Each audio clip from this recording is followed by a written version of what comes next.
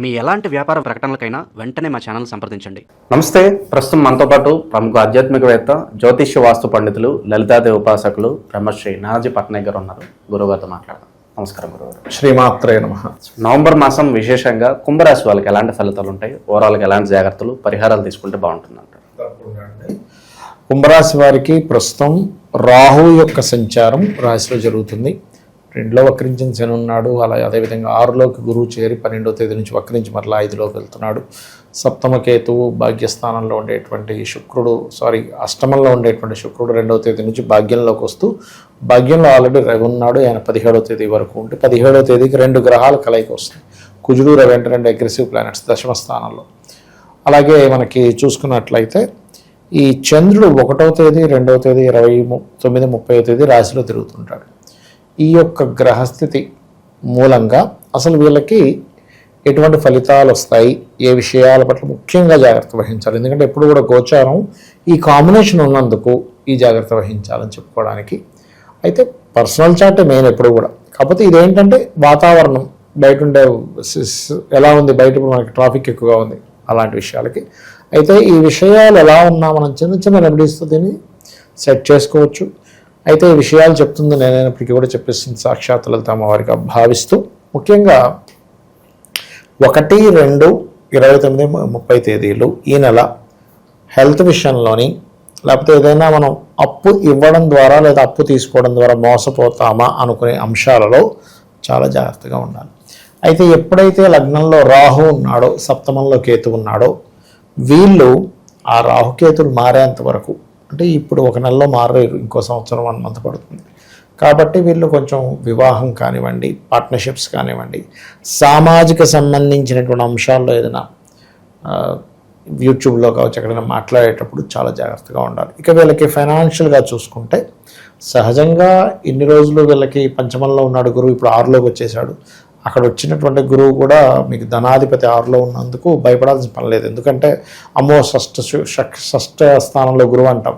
కానీ ఎప్పుడూ కూడా గురువు తను ఇంకొక స్థానాన్ని, ఏ స్థానాలను అయితే చూస్తాడో ఆ స్థానాలను చాలా పాజిటివ్ చేస్తాడు. ఇప్పుడు 2వ అధిపతి 6లోకి వెళ్ళి 2వ స్థానాన్ని చూసుకుంటున్నాడు.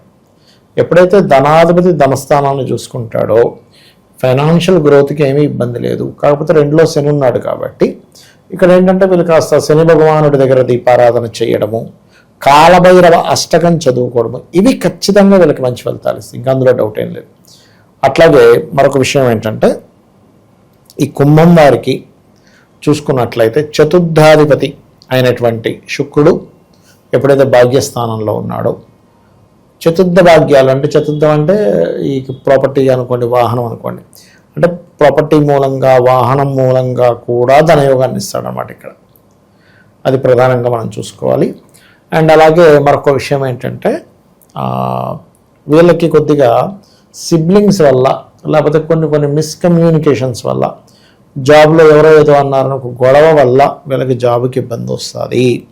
కాబట్టి ఈ యొక్క విషయాల్లో చాలా చాలా చాలా కేర్గా ఉండాలి వీళ్ళు. ముఖ్యంగా వాహనం సంబంధించినవి, లేనట్లయితే రైతులకి మొదట్లో కొంచెం కష్టంగా ఉన్నా ఫైనల్గా మాత్రం వీళ్ళకి ఫైనాన్షియల్ గ్రోత్ ఉంటుంది. వాహనాలు, గృహాలు అంటే కన్స్ట్రక్షన్ చేసేటువంటి వారికి, అలాగే ఏదైనా రియల్ ఎస్టేట్ రంగాల్లో ఉండేటువంటి వారికి, ఇట్లాంటి వాళ్ళందరికీ కూడా బాగుందని మనం చెప్పుకోవచ్చు. అయితే ఇక్కడ ఈ పంచమాధిపతి ఎప్పుడైతే కుజుడితో కలిసి దశమంలో ఉంటున్నాడో, కొంచెం క్రియేటివ్ ఫీల్డ్లో ఉండేటువంటి వారికి అప్పుడే ఓకే చేయడం ఉంది, అప్పుడే మళ్ళీ లేదు మిమ్మల్ని తీసుకోవట్లేదు అంటే ఇలాంటివి కొంచెం ఉంటాయండి. ఎందుకంటే ఈ పంచమాధిపతి, దశమాధిపతి, తృతీయ దశమాధిపతి కుజుడు మెయిన్గా ఇక్కడ. ఈ తృతీయ పాపాధిపత్యం దానికి ఉంది, కాకపోతే ఓన్ హౌస్లో ఉన్నాడు. పంచమాధిపతి మంచివాడే. దీనివల్ల ఏంటంటే అది 10th హౌస్లో కెరియర్ స్థానంలో పడింది కాబట్టి వర్క్ స్ట్రెస్ ఎక్కువగా ఉండడం, కొన్ని ఐడియాస్ని వేరే వాళ్ళు చూడండి, కొన్నిసార్లు వీళ్ళ ఐడియాని ఇంకోటి కొట్టేసి నేనే చేశానండి అని బాసు చూపిస్తారు. అట్లా కొంచెం వేరే వాళ్ళ క్రెడిట్ కొట్టేయడం ఇట్లాంటివి ఉంటాయి. కాబట్టి మీ యొక్క సీక్రెట్స్ని ఎవరికి చెప్పకండి. చెప్పినట్లయితే అనవసరంగా ఇంకో దానికి దారితీస్తూ ఉంటుంది. అలాగే సంతానం కోసం ప్రయత్నం చేసేటువంటి వారికి గురువు ఎప్పుడైతే 12వ తేదీ నుంచి వక్రించి పంచమం వైపు వెళ్తున్నాడో, మరలా 12వ తేదీ నుంచి అనుకూలత ఉంది. ముఖ్యంగా చెప్పాలంటే అది కేవలం దానికి ఒక్కదానికే కాకుండా కొంచెం క్రియేటివ్ ఫీల్డ్లో ఉండేటువంటి వారికి కొత్త అవకాశాలు రావడము, సంతానం కోసం చేసే ఐవీఎఫ్లు, ఐయుఐలు ఇలాంటి ప్రయత్నాలు కూడా సఫలీకృతం అవ్వడము. ఓకే, కాకపోతే ఏంటంటే కొంచెం స్ట్రాంగెస్ట్ ప్లానెట్ ఎప్పుడైనా మీకు దశమంలో ఉంటూ మరలా మీకు 17వ తేదీకి వచ్చి ఆ కుజుడు వచ్చి రవి కుజుడితో కలుస్తున్నాడు. కాబట్టి కొంచెం బాస్తోని ముఖ్యంగా 17వ తేదీ నుంచి, అంతకంటే ముందు కూడా కుజుడు అక్కడ ఉన్నందుకు కొంచెం ఉద్యోగంలో కొంచెం ఒళ్ళు దగ్గర పెట్టుకొని ఉండాలి. లేనట్లయితే ఏమవుతుంటే అనవసరంగా ఎవరో కావాలని, ఇప్పుడు మనకి మన పని మనం చేసుకుంటున్న ఎవరో వచ్చి గొడవ పెడుతూ ఉంటాడు. అందులో రవచ్చి చేరుతున్నప్పుడు మరింత జాగ్రత్తగా ఉండాలి. అంటే మనం తెలియకుండానే మెయిన్ బాస్తో అనవసరం శత్రుత్వాలు పెట్టుకుంటూ ఉంటాం. ఈ యొక్క విషయాల్లో కాస్త జాగ్రత్తగా ఉండాలి. ఇక ఇన్వెస్ట్మెంట్స్ రిలేటెడ్ సంబంధించినటువంటి అంశాలు కనుక చూసుకున్నట్లయితే కొంచెం జాగ్రత్తగా కనుక ఇన్వెస్ట్మెంట్ చేసుకున్నట్లయితే ఏదైనా ప్లాన్ చేసుకొని, అయితే ఇక్కడ ఏంటంటే ఎప్పుడు కూడా ఇన్వెస్ట్మెంట్స్ అనేవి వాళ్ళ పర్సనల్ చార్ట్లో 12వ అధిపతి ఎలా ఉన్నాడో చూసుకోవాలి, గుర్తుపెట్టుకోండి. ఇప్పుడు కుంభం వారు ఉన్నారు, ఇప్పుడు కుంభం మాట్లాడుకుంటున్నాం కదా, శని 2లో ఉన్నాడు, వక్రించాడు. ఆన్లైన్లో చేసేటువంటి కొన్ని ఇన్వెస్ట్మెంట్స్ సిద్ధిస్తాయి, ఇక్కడ సిద్ధించమని కదా. కానీ ఎందులో మీకు గోల్డా అంటే రవిగురువులు బాగుండాలి మీ పర్సనల్ చార్ట్లు, లేదంటే భూమి మీద పెడతాను కుజుడు బాగుండాలి, 4th లాట్ బాగుండాలి. అలాగే సార్ నేను సిల్వర్ మీద పెడతాను, చంద్రుడు బాగుండాలి, గురువు బాగుండాలి. ఇక్కడ ఇక్కడ ఏంటి సీక్వెన్స్ చూసుకోవాలి. కొంతమంది షేర్ మార్కెట్లో పెడతా అంటాడు, 2, 5, 8, 11 కాంబినేషన్ ఉంటూ కనీసం ఒక నీచభంగ రాజ్యోగం, విపరీత రాజ్యోగం ఉండాలి. అలా కాదండి, నేను ఒక ఫ్యాక్టరీ మీద పెడదాం అనుకుంటున్నాను ఇన్వెస్ట్మెంట్, అప్పుడు మీ జన్మజాతకంలో మెర్క్యూరీ బాగుండాలి, మార్స్ బాగుండాలి. సో ఇది ఒక కాంబినేషన్, ఇది ఒక ఫార్ములా, ఆస్ట్రాలజీ అనేటువంటిది. ఆ ఫార్ములా బేస్లో చూసుకుంటూ మీకు దానికి సంబంధించిన ఇన్వెస్ట్మెంట్స్ కనుక చేస్తున్నట్లయితే ఖచ్చితంగా బాగుంటుంది, అందులో ఎటువంటి సందేహం లేదు. కాకపోతే నేను చెప్పేది ఒకటే, ఇక్కడ ఈ జాబ్ రిలేటెడ్ సంబంధించిన విషయంలో అగ్రెసివ్ నిర్ణయాలు తీసుకోకండి.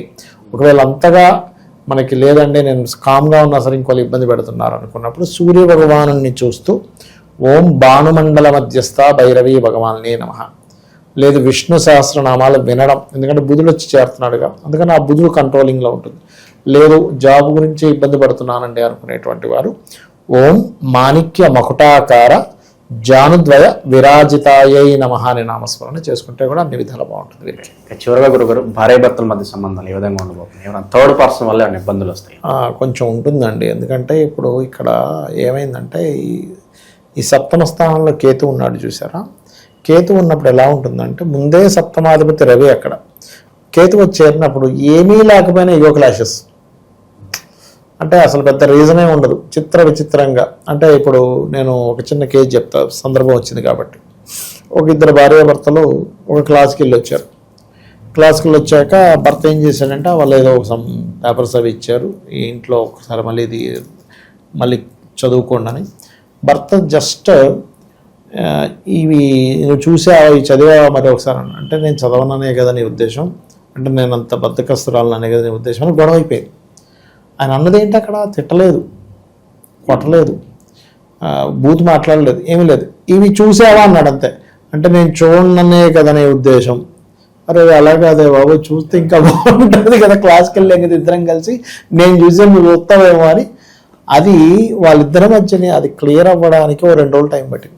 అలా ఏంటంటే ఎప్పుడైనా కూడా సప్తమంలో కేతువు కానీ రాహువు కానీ ఏదైనా ఒక పాపగ్రహం సప్తమంలో వచ్చి చేరిందా, ఆ పర్టికులర్ టైంలో మనం పార్ట్నర్స్తో మాట్లాడేటప్పుడు, జీవిత భాగస్వామితో మాట్లాడేటప్పుడు, ఇవాళ రేపు యూట్యూబ్లో వాళ్ళ ఓన్ కంటెంట్స్ మాట్లాడుతూ పెడుతూ ఉంటారు, కొన్ని అవి వైరల్ అవుతూ ఉంటాయి, కాంట్రవర్సీ అవ్వడం, ఇట్లాంటి విషయాల్లో పర్టికులర్గా జాగ్రత్తగా ఉండాలి కుంభం వారు. ఓకే, ఇక మన కార్తీక మాసం కాబట్టి ప్రత్యేకంగా వీళ్ళకి ఏదన్నా ఒక పరిహారం ఏదన్నా చెప్పండి గురుగారు. తప్పకుండా అండి. కార్తీక మాసంలో వీళ్ళు బిల్వపత్రం పెట్టి కనుక శివుణ్ణి అభిషేకం చేస్తే ప్రత్యేకంగా వీళ్ళకి రాజ్య యోగము, అంటే రాజకీయ నాయకులకు బాగుండడం, కెరియర్ పరంగా బాగుండడం జరుగుతుంది, అందులో ఎటువంటి సందేహం లేదు. బిల్వపత్రంతో శివాభిషేకం చేయాలి కార్తీక మాసంలో. ఓకే, చాలా బాగా వివరించారు, ధన్యవాదాలు. శ్రీమాత్రే నమః.